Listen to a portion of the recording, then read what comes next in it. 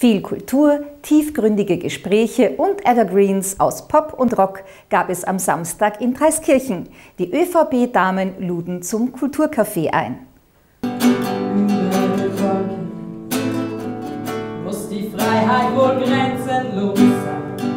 Alle Ängste, alle Sorgen, sagt man, leben darunter verborgen und frei. Wie sieht das Programm für heute aus?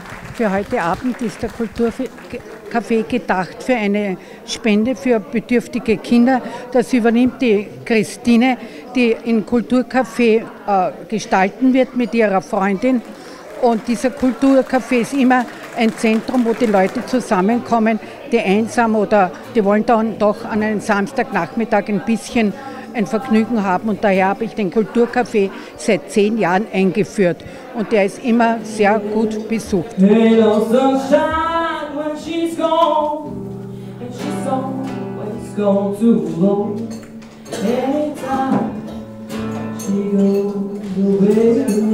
Was ist das heutige Motto des Kulturcafés?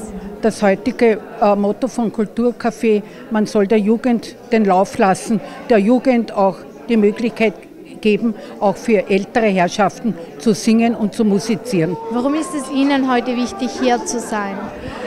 Ich unterstütze gern solche Projekte. Ich bin in meiner Funktion als Bundesrätin heute da und die Elisabeth Biriwe ist eine sehr engagierte Gemeindeleiterin und ich komme gern zu den Veranstaltungen in Dreiskirchen von den ÖVP-Frauen. Ich komme immer wieder gerne zum Kulturcafé. Es ist immer wieder ein Vergnügen. Es sind sehr interessante und unterhaltsame Veranstaltungen. Und deshalb bin ich auch heute hier und ich finde, es ist auch wirklich wichtig, dass man der Jugend eine Chance gibt. Die Jugend hat es heute sehr schwer. Es ist ja in dem einen Lied auch sehr gut zum Ausdruck gebracht worden, heute da, morgen dort.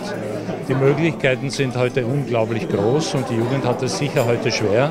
Und deshalb soll man auch, muss man auch die Jugend fördern und ihr die Gelegenheit geben, ihr Können unter Beweis zu stellen und die Chancen zu wahren, zu nutzen, die man ihnen gibt. Und deshalb bin ich auch heute wieder hier. Für wen genau haben Sie heute gesungen? Wir haben heute für die Lebenshilfe Niederösterreich gesungen und zwar ganz im Speziellen für die Werkstätte in der Gutenbrunner Straße Baden. Es kommt dem Equipment zugute und dass sie auch wieder Mal- und Bastelmaterial für ihre Sachen haben einfach. Das war's ja. So I wake every morning and step outside and I take a deep breath and I get real tired and try to sleep. Cause I'm wrong, so I'm just going low. Wie hat es Ihnen gefallen? Es war hervorragend. Also die jungen Mädchen to cover, die Mira und die Christine, haben ja Lieder gesungen, die wir alle kennen, jung und alt. Und man hat auch gesehen, die Leute sind mitgegangen. Es war einfach hervorragend. Also mir hat es sehr gut gefallen.